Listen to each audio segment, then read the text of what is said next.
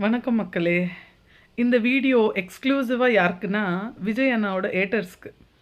அப்படியே வன்மத்தில் கக்கி கக்கி கதறி கதறி எந்த நிலைமை காய்க்கிறாங்கன்னா கண்டிப்பாக கீழ்ப்பாக்கம் தான்.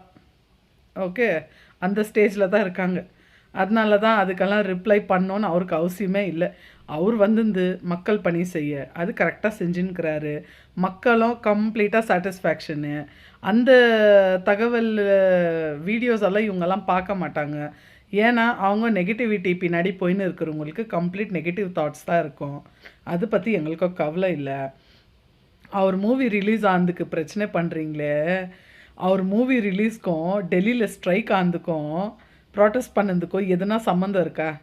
அந்த ப்ராட்டஸ்ட் 35 டேஸாக இருக்குது.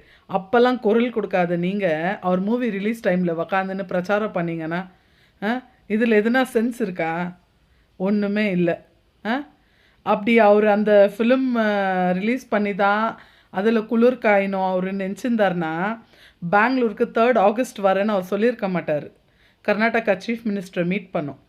ஏன்னா அப்படி ஃபிலிம் ரன்னிங் டைமில் அவர் வந்து இங்கே மேகேதாட்டு பற்றி பேசினார்னா, காவேரி வாட்டர் பற்றி, கண்டிப்பாக இங்கே என்ன மாதிரி பூம் ஆகும்னு தெரியும்ல. கன்னடக்காரங்க அவங்கவுங்க சங்கத்துலேருந்து பேன் பண்ணிவிடுவாங்க. மூவி தேட்டரில் ஓடாத மாதிரி பண்ணுவாங்க. பேனர்ஸ் எல்லாம் கிழிச்சு போடுவாங்க. அதெல்லாம் தெரிஞ்சே அவர் மக்களுக்காக அவர் குரல் கொடுக்கறதுக்காக மேகேதாட்டு இஷ்யூ ரொம்ப இம்பார்ட்டண்ட்டான இஷ்யூன்ட்டு அவர் இங்கே வராரு. இந்த லாஜிக் கூட உங்களுக்கு தெரியலையா? இன்னும் வன்மத்தில் கக்கின்னுக்கிறீங்களே. நியாய நீதியோடு பேசுங்க. அந்த கடவுளுக்கே அடுக்காது நீங்கள் பண்ணுறது. அவர் பக்கமே எப்பவுமே கடவுள் இருக்கார். அவருக்கு கண்டிப்பாக வெற்றி நிச்சயம். வெற்றி நிச்சயம்.